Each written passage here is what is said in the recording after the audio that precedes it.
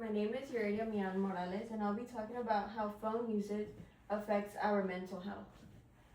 In today's world, it's hard to imagine life without our phones. For college students, they've become our planners, our entertainment, and our link to everything happening around us.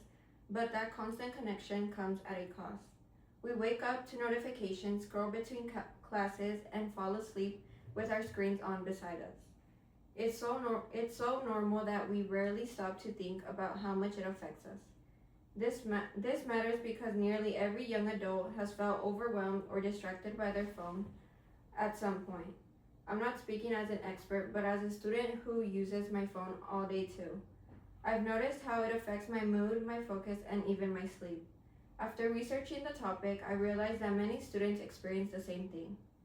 Limiting daily smartphone use can seriously improve mental well-being by reducing stress, improving focus, and helping us feel more emotionally balanced. Constant phone use raises stress levels, disrupts sleep, and makes it harder to concentrate.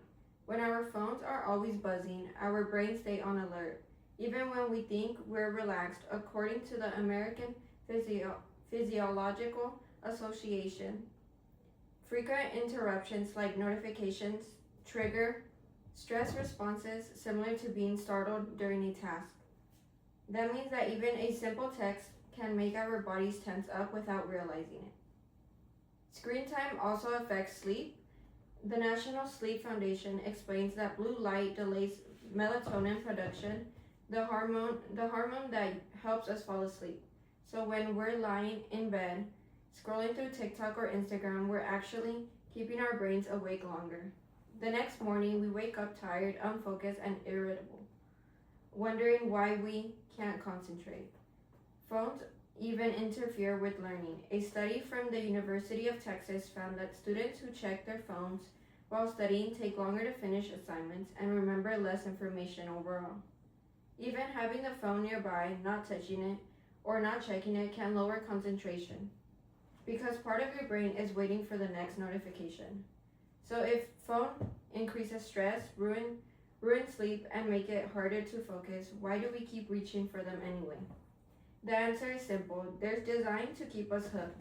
Apps use endless scrolling, bright colors, and constant notifications to trigger dopamine. The brain chemical that makes us feel good. Neuroscientist Dr. Anna explains that every like, message, or comment gives us a quick hit of validation, which makes us want to keep checking. That's why it's so hard to stop. We reach for our phones when we're bored, stressed, waiting in line, or even when we're already busy. It's not that we're lazy or addicted to our technology.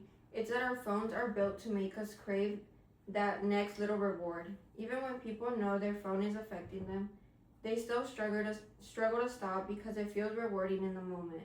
It's like our brains get tricked into thinking just one more scroll, even though we know it's never just one.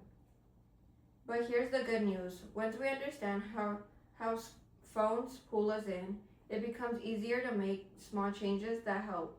We don't need to get rid of our phones or delete every app. That's not realistic. Small, simple changes can make a big difference. Turning off non-important notifications or setting screen time limits can lower stress. When your phone isn't constantly buzzing, you feel calmer and more in control. Another easy fix is creating digital detox moments. That doesn't mean disappearing for a week. It can be as simple as keeping your phone in another room while you study or not sleeping with it next to your bed.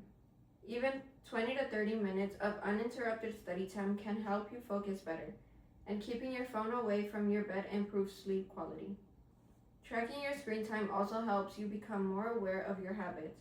When students get small goals like reducing social media use by 15 minutes a day or avoiding their phone during meals, they often feel calmer and more productive. It's not about perfection, it's about progress. These small changes don't require a huge lifestyle shift. They just help us take back control from a device that's been controlling us. Excessive smartphone use raises stress, hurts focus, and keeps us stuck in addictive habits. But small changes like limiting screen time, turning off notifications, or creating phone free moments can make a real difference. By cutting back on daily phone use just a little, students can improve their mental well being, sleep better, focus more easily, and feel more balanced overall. We don't need to give up our phones, we just need to use them in a way that supports our mental health instead of draining it. Imagine how much calmer and focused we'd all feel if we gave ourselves even a little space away from the constant noise of our screens. That's something worth trying, not just for our grades, but for our peace of mind.